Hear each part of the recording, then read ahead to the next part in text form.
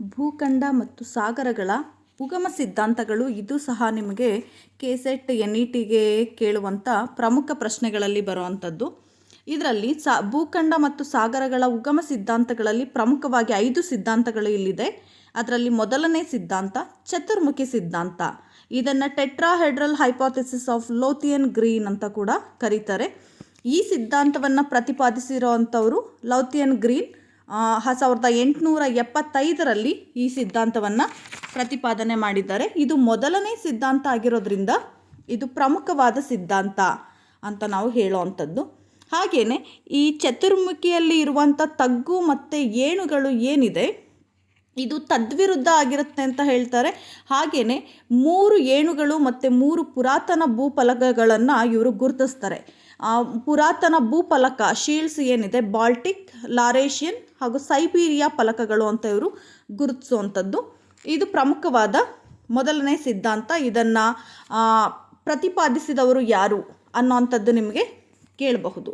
ಇನ್ನು ಎರಡನೇ ಪ್ರಮುಖ ಸಿದ್ಧಾಂತ ಕಾಂಟಿನೆಂಟಲ್ ಡ್ರಿಫ್ಟ್ ಥಿಯರಿ ಅಂತ ಇದನ್ನು ಕರಿತೀವಿ. ಭೂಖಂಡಗಳ ಅಲೆತ ಸಿದ್ಧಾಂತ ಅಂತ. ಈ ಸಿದ್ಧಾಂತವನ್ನು ಪ್ರತಿಪಾದಿಸಿರುವಂಥವರು ಜರ್ಮನ್ನ ಆಲ್ಫ್ರೆಡ್ ವೆಗನರ್ ಅನ್ನೋವಂಥವ್ರು. ಇದು ಸಹ ಪ್ರಮುಖವಾದಂಥ ಸಿದ್ಧಾಂತ ಆಗಿರೋದ್ರಿಂದ ಇದರ ಬಗ್ಗೆ ಕೂಡ ನಿಮಗೆ ಪ್ರಶ್ನೆ ಬರಬಹುದು. ಆಲ್ಫ್ರೆಡ್ ವೆಗನರ್ ಏನಿದ್ದಾರೆ ಮೂಲತಃ ಹವಾಮಾನ ಶಾಸ್ತ್ರಜ್ಞ. ಇವರು ಗ್ರಾಜ್ ವಿಶ್ವವಿದ್ಯಾನಿಲಯದಲ್ಲಿ ಪ್ರಾಧ್ಯಾಪಕರಾಗಿರ್ತಾರೆ. ಹಾಗೆಯೇ ಇವರ ಪ್ರಮುಖವಾದ ಪ್ರಬಂಧದ ಹೆಸರು ಏನಿದೆ the origin of continents and oceans ಅಂತ. ಭೂಖಂಡಗಳು ಮತ್ತು ಸಾಗರಗಳ ಹುಟ್ಟು ಅಂತ ಕನ್ನಡದಲ್ಲಿ ಹೇಳುವಂಥದ್ದು. ಇದನ್ನು 1914ರಲ್ಲಿ ಇವರು ಪ್ರಕಟಿಸ್ತಾರೆ. ಈ ಪ್ರಬಂಧದ ಹೆಸರು ಕೂಡ ನೀವು ನೆನಪಿಟ್ಕೋಬೇಕಾಗುತ್ತೆ, the origin of continents and oceans. ಇದನ್ನು 1924ರಲ್ಲಿ ಇಂಗ್ಲೀಷಿಗೆ ಭಾಷಾಂತರ ಮಾಡಿದ ನಂತರ ಇದು ಹೆಚ್ಚು ಗಮನವನ್ನು ಸೆಳೆಯುವಂಥದ್ದು. ಹಾಗೆಯೇ ವೆಗನರ್ ಏನಿದ್ದಾರೆ ಇವರು ಪಾಂಜಿಯಾ ಮತ್ತು ಪಾಂಥಲಸ್ ಅನ್ನುವಂಥ 2 ಪದಗಳನ್ನು ಪರಿಚಯಿಸಿದ್ದಾರೆ. ಪಾಂಜಿಯಾ ಅಂದಾಗ ಭೂಮಿ, ಎಲ್ಲ ಭೂಮಿ ಅನ್ನೋ ಅರ್ಥ ಬಂದರೆ, ಪ್ಯಾಂಥಲಸ್ ಅಂದರೆ ಸಾಗರ, ಎಲ್ಲ ಸಾಗರ ಅನ್ನುವಂಥ ಅರ್ಥ. ಹಾಗೆಯೇ ಇವರು ಕಾರ್ಬನಿಫರಸ್ ಯುಗದಲ್ಲಿ ಭೂಮಿ ಹೇಗಿತ್ತು ಅನ್ನೋದನ್ನು ವಿವರಿಸ್ತಾರೆ. ಯಾವ ಯುಗ ಅನ್ನೋದು ಕೂಡ ಕೇಳ್ಬೋದು, ಕಾರ್ಬನಿಫರಸ್ ಯುಗ. ಹಾಗೆಯೇ ಉತ್ತರ ಭಾಗ ಏನಿದೆ ಭೂಮಿಯ ಉತ್ತರ ಭಾಗವನ್ನು ಇವರು ಲಾರೇಷಿಯಾ ಅಥವಾ ಅಂಗಾರ ಅಂತ ಕರೆದ್ರೆ, ದಕ್ಷಿಣ ಭಾಗವನ್ನು ಆಸ್ಟ್ರಿಯಾದ ಎಡ್ವರ್ಡ್ ಸೂಯಸ್ ಅನ್ನೋಂಥವ್ರು ಗೊಂಡ್ವಾನ ಅನ್ನೋ ಹೆಸರಿನಿಂದ ಕರೀತಾರೆ. ವೆಗನರ್ ಅವರು ಅಂಗಾರ ಅನ್ನುವಂಥ ಹೆಸರಿಂದ ಕರೆದ್ರೆ, ಎಡ್ವರ್ಡ್ ಸೂಯಸ್ ಅವರು ಗೊಂಡ್ವಾನ ಅನ್ನೋ ಪದವನ್ನು ಬಳಸಿದ್ದಾರೆ. ಈ ಪದ ಯಾರು ಬಳಸಿದರು ಅಂತ ನಿಮಗೆ ಕೇಳಬಹುದು. ಇದೊಂದನ್ನು ನೆನಪಿಟ್ಕೊಳ್ಳಿ. ಇದೆರಡೂ ಸಹ ಪ್ರಮುಖವಾದಂಥ 2 ಸಿದ್ಧಾಂತಗಳು. ಇದಾದ ನಂತರ ಮೂರನೇ ಸಿದ್ಧಾಂತ ಏನಿದೆ ಇದು ಪ್ರಚಲನ ಪ್ರವಾಹಗಳ ಸಿದ್ಧಾಂತ ಅಂತ ಇದನ್ನು ಕರೆಯುವಂಥದ್ದು. ಕನ್ವೆಕ್ಷನಲ್ ಕರೆಂಟ್ ಥಿಯರಿ ಅಂತ ಇಂಗ್ಲೀಷ್ನಲ್ಲಿ ಹೇಳ್ತಾರೆ. ಈ ಸಿದ್ಧಾಂತವನ್ನು ಮಂಡಿಸಿದಂಥವರು ಆರ್ಥರ್ ಹೋಮ್ಸ್ ಅಂತ. ಇವರು 1928ರಲ್ಲಿ ಈ ಸಿದ್ಧಾಂತವನ್ನು ಪ್ರತಿಪಾದಿಸಿದ್ದಾರೆ. ಈ ಸಿದ್ಧಾಂತದ ಬಗ್ಗೆ ಇಷ್ಟೇ ಕೇಳಬಹುದು. ಪ್ರಚಲನ ಪ್ರವಾಹಗಳ ಸಿದ್ಧಾಂತ ಪ್ರತಿಪಾದಿಸಿದವರು ಯಾರು ಅಂತ ಕೇಳಬಹುದು, ಆರ್ಥರ್ ಹೋಮ್ಸ್. ಇಲ್ಲ ಆರ್ಥರ್ ಹೋಮ್ಸ್ರವರ ಥಿಯರಿ ಯಾವುದು ಅಂತ ಕೇಳಿದಾಗ ಪ್ರಚಲನ ಪ್ರವಾಹ ಅಥವಾ ಕನ್ವೆಕ್ಷನಲ್ ಕರೆಂಟ್ ಥಿಯರಿ ಅಂತ ಬರೀಬೇಕಾಗುತ್ತೆ. ಇದೊಂದು ನೆನಪಲ್ಲಿ ಇಟ್ಕೊಳ್ಳಿ. ಇದಾದ ನಂತರ 4ನೇ ಸಿದ್ಧಾಂತ ಭೂ ವಿಭಾಗಗಳ ಸ್ಥಾನಪಲ್ಲಟ ಸಿದ್ಧಾಂತ ಅಥವಾ plate tectonic theory, plate tectonic ಸಿದ್ಧಾಂತ ಅಂತ ಇದನ್ನು ಕರೆಯುವಂಥದ್ದು. ಈ ಸಿದ್ಧಾಂತವನ್ನು 1967ರಲ್ಲಿ ಮೋರ್ಗನ್ WJ ಎನ್ನುವಂಥವರು ಪ್ರತಿಪಾದಿಸಿದ್ದಾರೆ. ಯಾರು ಪ್ರತಿಪಾದಿಸಿದ್ರು ಪ್ರಶ್ನೆ ಕೇಳಬಹುದು. ಹಾಗೆಯೇ ಈ ಪ್ಲೇಟ್ ಟೆಕ್ಟಾನಿಕ್ ಅನ್ನುವಂಥ ಪದವನ್ನು ಕೆನಡಾದ ಟೊರಾಂಟೊ ವಿಶ್ವವಿದ್ಯಾನಿಲಯದ ಟೂಜೋ ವಿಲ್ಸನ್, ಈ ಹೆಸರನ್ನು ನೆನಪಿಟ್ಕೊಳ್ಳಿ, ಟೂಜೋ ವಿಲ್ಸನ್ 1965ರಲ್ಲಿ ಬಳಕೆ ಮಾಡಿದ್ದಾರೆ.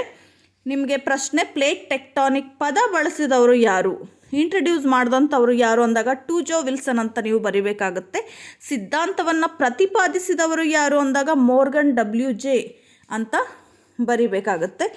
ಇದೆರಡು ಹೆಸರುಗಳು ನಿಮಗೆ ಪ್ಲೇಟ್ ಟೆಕ್ಟಾನಿಕ್ ಥಿಯರಿನಲ್ಲಿ ಮುಖ್ಯವಾದಂತಹ ಹೆಸರುಗಳು. ಹಾಗೆಯೇ ಇದಾದ ನಂತರ ಕೊನೆಯ ಸಿದ್ಧಾಂತ ಏನಿದೆ ಇದನ್ನು ನಾವು ಸಮತೋಲನ ಸಿದ್ಧಾಂತ ಅಂತ ಕರಿತೀವಿ, ಅಥವಾ ಥಿಯರಿ ಆಫ್ ಐಸೋಸ್ಟಸಿ ಅಂತ ಇದನ್ನು ಹೇಳೋವಂಥದ್ದು. ಥಿಯರಿ ಆಫ್ ಐಸೋಸ್ಟಸಿ, ಸಮತೋಲನ ಸಿದ್ಧಾಂತ ಏನಿದೆ, ಈ ಸಿದ್ಧಾಂತವನ್ನು ತುಂಬ ಜನರು ಪ್ರತಿಪಾದಿಸಿದ್ದಾರೆ. ಮೊದಲಿಗೆ ಈ ಐಸೋಸ್ಟಸಿ ಅನ್ನುವಂಥ ಪದ ಏನಿದೆ, ಈ ಪದವನ್ನು ಬಳಸಿದವರು ಯಾರು ಅನ್ನುವಂಥ ಪ್ರಶ್ನೆ ನಿಮಗೆ ಕೇಳಬಹುದು. ಐಸೋಸ್ಟಸಿ ಅನ್ನುವಂಥ ಪದ, ಈ ಪದವನ್ನು ಮೊದಲು ಬಳಸಿದವರು ಡಟ್ಟನ್ ಅನ್ನೋವಂಥವರು 1889ರಲ್ಲಿ ಅಮೇರಿಕಾದ ಭೂವಿಜ್ಞಾನಿ ಡಟ್ಟನ್ ಅವರು ಈ ಪದವನ್ನು ಮೊದಲು ಬಳಸಿದ್ದಾರೆ.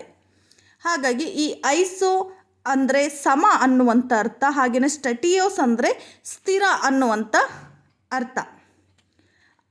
ಭೂಖಂಡ ಮತ್ತು ಸಾಗರಗಳ ತಳದಲ್ಲಿರುವ ಶಿಲೆಗಳ ಸಾಂದ್ರತೆ ಗುರುತ್ವಾಕರ್ಷಣ ಸಮತೂಕದ ಸ್ಥಿತಿಯಲ್ಲಿರೋದನ್ನೇ ಸಮತೋಲನ ಅಂತ ಡೇಲಿ ಅನ್ನೋಂಥವ್ರು ಹೇಳಿದ್ದಾರೆ.